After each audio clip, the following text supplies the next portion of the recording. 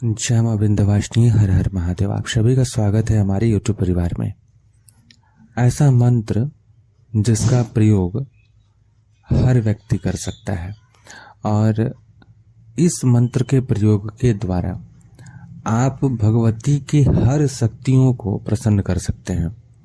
न सिर्फ लक्ष्मी की प्राप्ति हेतु बल्कि रक्षण हेतु, हर प्रकार के रोग से मुक्ति हेतु, अपने घर परिवार की सुरक्षा हेतु, घर के बंधन हेतु, किसी के शरीर के बंधन हेतु यानी कि रक्षा के लिए जो बंधन किया जाता है उसके हेतु, भगवती की कृपा की प्राप्ति हेतु, किसी भी स्वरूप की कृपा प्राप्ति होती। और प्रमुख रूप से तो अगर आपको यह नहीं पता है कि आपकी कुल की शक्ति कौन है, कुल के अधिष्ठात्री देवी कौन है, वहां पर इस मंत्र का प्रयोग।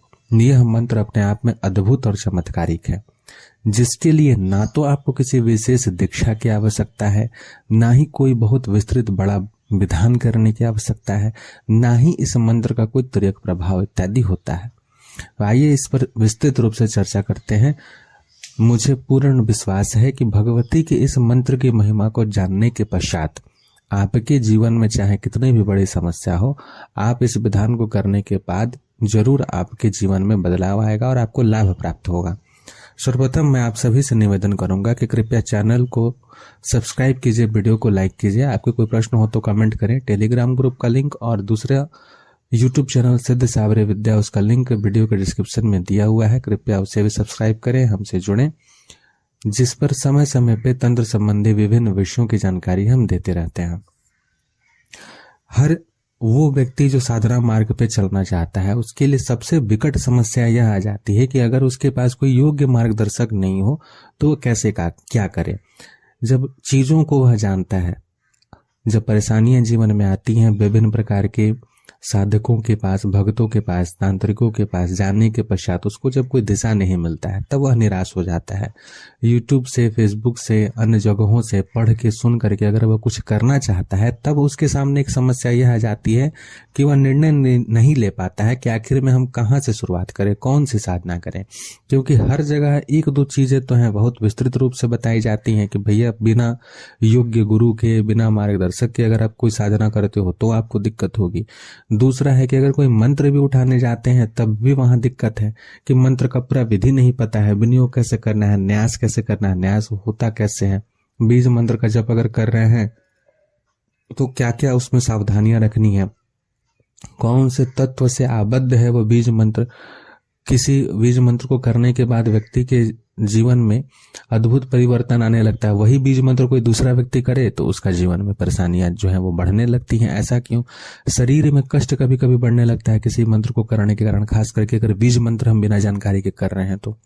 पंच तत्व से बना हुआ शरीर है, वह बीज मंत्र कौन से तत्व से आबद्ध है, उस तत्व की मात्रा को वह बढ़ाएगा, उस कुंडली शक्ति को, जो हमारे सप्त चक्र है, उस चक्र पे प्रभाव डालेगा, जिससे कि हमारे शरीर पर भी परिवर्तन आएगा। तो इन सब विषयों को जब हम नहीं जानते हैं तो हमारे सामने बहुत बड़ी भ्रम की स्थिति हो जाती है कि आखिर हम कौन से मंत्र का जप करें। हम करना तो चाहते हैं कि हाँ हम करेंगे, लेकिन कोई योग मार्गदर्शक नहीं है हमारे पास। तब ऐसी स्थिति में आंख मूंद करके आपको भगवती दुर्गा के महासप्तशती का यह अर्गला का प्रथम मंत्र जो है, इसको अपने जीवन में उतार लेना चाहिए। इस मंत्र के द्वारा जितनी भी शक्तियां हैं आप किसी की भी आराधना कर सकते हैं। यह अपने आप में स्वयं सिद्ध मंत्र है, इसको जागृत करने की आवश्यकता नहीं है, ना सिद्ध करने की आवश्यकता है, बल्कि आप प्रथम दिन से ही इस मंत्र से लाभ ले सकते हैं। इस मंत्र के योग्य स्वयं को बनाना होता है। यह मंत्र जागृत है, इसे कैसे योग्य बनाना है, इसके योग्य स्वयं को कैसे बनाना है, इसके लिए आपको मेहनत करना होगा। सर्वप्रथम इस मंत्र को आप किसी भी दिन, इसमें कोई तिथि नहीं देखना है, कोई नक्षत्र का विचार नहीं करना है, किसी भी स्थान का कोई विचार नहीं करना है, आप आरंभ से सीधे सीधे आरंभ कर सकते हैं। अब इसमें किस तरीके से काम करना होता है सबसे जो मुख्य विषय वह आता है कि हम इसमें कौन सा वस्त्र धारण करें, इस मंत्र को करने में कौन सा आसन लें, कौन सा मुख, किस दिशा में मुख को रखें, इन सभी चीजों की भी कोई विचार करने की आवश्यकता आपको नहीं। आप अपने पूजन स्थान पे आराम से इस मंत्र को जप कर सकते हैं। सबसे विशेष बात यह होती है कि अगर जब आप साधना मार्ग में आगे बढ़ना चाहते हैं या फिर आपके जीवन में कोई भी परेशानी हो, तो आप किसी भी शक्ति के शरणागत होना चाहते हैं, भगवती से संबंधित कोई भी शक्ति हो, तब उनका कोई विशेष मंत्र आपको अगर नहीं पता है, जैसे आप चाहते हैं कि हम भगवती काली की पूजा साधना करें, अब आपके पास कोई मंत्र नहीं है, आप बीज मंत्र का जप करना चाहते हैं, उससे आपको तुरंत प्रभाव मिलने लगता है क्योंकि तत्व बढ़ेगा, कुछ ना कुछ तो घटित होगा ही। तो ऐसे समय में आपको अर्गला का जो प्रथम मंत्र है भगवती से संबंधित, इसको अपने जीवन में उतार लीजिए और इस मंत्र को लेकर के आप चलिए। इस मंत्र में हर शक्ति जो है वो समाहित है, इनसे हर शक्ति की प्रसन्नता प्राप्त होती है।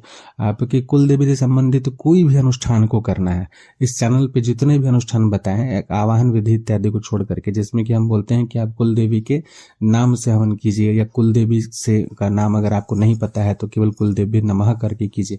उन जगह पर आप चाहें तो इस मंत्र को आप प्रयोग कीजिए। अब इस मंत्र को देखिए तो इसमें सर्वप्रथम जो मंत्र है जयंती। जयंती कौन है? जो हर क्षेत्र में आपको विजय देने वाली हैं।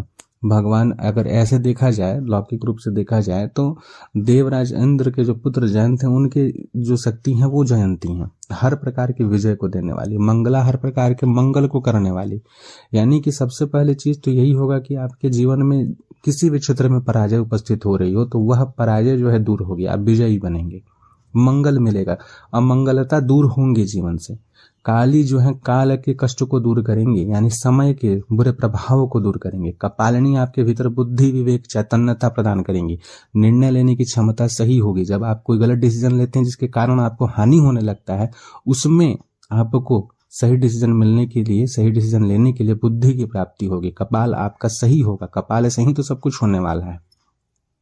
दुर्गा आपके जीवन के हर दुर्गमता को सही करेंगे, आपको रक्षण प्रदान करेंगे। क्षमा जो है, आपसे किसी भी प्रकार की कोई त्रुटि हो गई हो, कोई दोष हो गया हो, आपने कोई दिव्य विग्रह का अपमान कर दिया, किसी देवता का अपमान किया, किसी प्रकार का कोई दोष आपको लग गया है जाने अनजाने में, उससे आपको क्षमा की प्राप्ति होगी।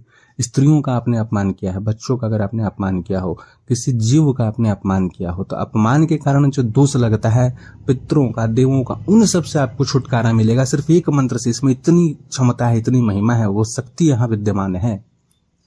धात्री, धात्री वृक्ष होता है आंवला का, श्री का वृक्ष है, ठीक है। तो धात्री जो है विष्णु के अधिष्ठात्र शक्ति कही जाती है, श्री लक्ष्मी का स्वरूप है, यानी कि इससे आपको धन संबंधित जितनी भी समस्याएं हैं उससे आपको छुटकारा मिलेगा, आपकी समस्याएं हल होंगी। कर्ज है तो कर्ज से मुक्ति मिलेगी, धन की प्राप्ति होगी, अगर आप कोई कार्य करते हैं तो उसमें बढ़ोतरी मिलेगी। स्वाहा स्वधा नमस्तुते। स्वाहा स्वधा कौन है? स्वाहा जो है वो देव अग्नि, भगवान अग्निदेव की पत्नी का स्वरूप माना गया है स्वाहा, और स्वधा रूप में पितरों को हविष्य पहुंचाने वाली है, यानी कि सब पितृ भी तृप्त होंगे, देवता भी तृप्त होंगे। इतनी सारी शक्तियां इस एक मंत्र में समाहित हैं। आपके जीवन में जो भी कष्ट हो, उन हर कष्ट को दूर करने की क्षमता अर्गला के प्रथम मंत्र में है। इसके सिवाय आपको बता देते हैं कि अर्गला के प्रथम मंत्र के जप करने से, अगर आप रोज 108 बार जप करते हैं, तो आपके घर में जितनी भी नकारात्मक ऊर्जा है, कितनी भी प्रबल क्यों ना हो, लेकिन इस मंत्र का स्पष्ट शुद्ध स्वर में, उच्च स्वर में अगर उच्चारण करते हैं, और अगर परिवार में 4 व्यक्ति आप लोग हैं तो चारों व्यक्ति बैठ करके एक समय में, चाहे सुबह या शाम, अच्छे से शुद्ध इत्यादि होकर के अपने आसन पे बैठ करके अगर एक साथ जप करते हैं 108 बार, तो आप यकीन मानिए पहले दिन से प्रभाव नजर आने लगेगा। पहले दिन से सिर्फ जप करेंगे, दीपक प्रज्वलित कर लीजिए, कितनी भी नकारात्मकता हो, सरसों तेल जला, सरसों तेल का दीपक प्रज्वलित कीजिए और इस मंत्र का 108 जाप एक साथ सभी को मिलकर के कीजिए। नहीं तो आप स्वयं कीजिए, अकेले कीजिए, थोड़ा सा स्वर उच्च होना चाहिए। जीवन में कितना भी कष्ट कलेश क्यों ना हो, इस मंत्र के प्रयोग से आपका जो है जीवन के कष्ट कलेश दूर होंगे। परिवार में अशांति है, बहुत अधिक कलह है, उस कलह से छुटकारा पाना है तो इस मंत्र का प्रयोग कीजिए। इस मंत्र के द्वारा धुनी कीजिए, इस मंत्र का ही उच्चारण करते हुए 11 बार 21 बार धुनी कीजिए। सरसों को मिला करके, और धुना के लिए जो हरताल का एक स्वरूप आता है जिसको धुना कहा जाता है, या गूगल से भी आप धुना करना चाहें तो कर सकते हैं, उससे धुनी कीजिए घर में शाम के समय में। परिवार में अगर बहुत अधिक मतभेद हो रहा हो एक दूसरे के साथ में, तब इस मंत्र का प्रयोग कीजिए। मीठा भोग लगा करके भगवती के सम्मुख इस मंत्र का जप करके वह भोग सभी कोई को खाने को दीजिए। सप्ताह भर करके देखिए, आपको इसमें अत्यंत लाभ मिलेगा। कोई तिथि दिन देखने की आवश्यकता नहीं, आप किसी भी दिन इसको आरंभ कर सकते हैं। इस मंत्र को आप चैतन्य करना चाहें हमेशा के लिए अपने जीवन में, तब आप इस मंत्र को नवरात्र के समय में यथाशक्ति चाहे तो प्रतिदिन सुबह शाम 108 जप करके, या फिर संकल्प लेकर के 1100 2100 जितना आपका सामर्थ्य उतना इसको जप करके सिद्ध कर लीजिए, अपने को सिद्ध कर लीजिए, इस मंत्र के योग बना लीजिए। तब संकल्प लेकर के भी आप चाहें तो उसका प्रयोग जब करेंगे किसी भी कार्य के हेतु, और इससे हवन अगर करने लगते हैं आप, मैं बार बार बोल रहा हूँ, इस मंत्र का हवन अत्यंत तीव्र होता है। जब भी आप कोई हवन करें तो यहाँ गांठ बांध ले कि इस मंत्र से कम 9 आहुति जरूर पड़े, क्योंकि इस मंत्र के द्वारा 64 योगिनी, अष्टमातृकाएं, नवदुर्गाएं और भगवती की जो 3 महाशक्तियां, 3 महास्वरूप हैं, उन 3 महास्वरूपों की जितनी भी उनकी अंग विद्याएं, अंग शक्तियां होती हैं, उन सभी की तृप्ति हो जाती है। अगर कोई मातृकाएं छूट जाती हैं तो उन सभी मातृकाओं के निमित्त इस मंत्र शक्ति से हवन आप देते हैं तो हविष्य उनको प्राप्त हो जाता है। यही नहीं, सिर्फ देव कोटि की ही नहीं, पितृकोटि की जो शक्तियां होती हैं उन तक भी अगर आहुति पहुंचना हो तो इसी मंत्र के माध्यम से पहुंच जाता है। कभी भी पितरों की आहुति देव यज्ञ में नहीं दिया जाता है, लेकिन स्वधा शक्ति जो है, इसमें उनका नाम उच्चारित है, उन स्वधा के कारण आपको जो है इनको पितृ शक्तियों को भी तृप्ति मिलती है। जब पितृ क्षीण हो जाते हैं, दुर्बल हो जाते हैं, जब आप उनका भरण पोषण नहीं करते हैं, उनके निमित्त आप कभी दान पुण्य नहीं करते हैं, ऐसी स्थिति में स्वधा शक्ति नमः इस तरीके से एक यज्ञ होता है कि जब हवन होता है छोटा सा, उसको भी करना चाहिए। कभी आगे बताएंगे कि कैसे किया जाता है। पितरों के निमित्त जब कष्ट होते हैं तब स्वधा शक्ति, स्वधा हवन कैसे होता है, वह तंत्र का एक हवन है, ये वैदिक नहीं है, तंत्रात्मक हवन है। तो इस मंत्र के द्वारा वह जो चीज है इसमें इंक्लूडेड है, आपको अलग से नहीं करना पड़ेगा। पितरों के लिए अलग, देवताओं के लिए अलग, अलग अलग कष्ट के लिए हर अलग अलग प्रकार के मंत्र नहीं, सिर्फ यह एक मंत्र आपको हर क्षेत्र में सफलता प्रदान करेगा। जो लोग बोलते हैं कि मेरे पास बहुत अधिक समय नहीं है, हर चीज के अलग अलग प्रकार के कार्य नहीं कर सकते हैं, साधना नहीं कर सकते हैं, उनको इस विधि से, इस विधान से जो है अपने जीवन में इस मंत्र को उतार करके लंबे समय तक चलना चाहिए। यह आपके ऊपर निर्भर करता है कि आप क्या निर्णय लेंगे। मंत्र और इस मंत्र की जो शक्तियां हैं वो प्रभाव जरूर देंगी जब आप इसको अपने जीवन में उतार लेंगे। आशा करते हैं आप इस मंत्र से लाभ प्राप्त करेंगे। आने वाले समय में इस मंत्र के और विभिन्न प्रयोग बताएंगे विस्तार पूर्वक। अभी तो केवल मूल बताए हैं कि सामान्य सरल रूप से भी आप एटलीस्ट अपने जीवन में आरंभ तो करें। जय मां विंध्यवासिनी, हर हर महादेव।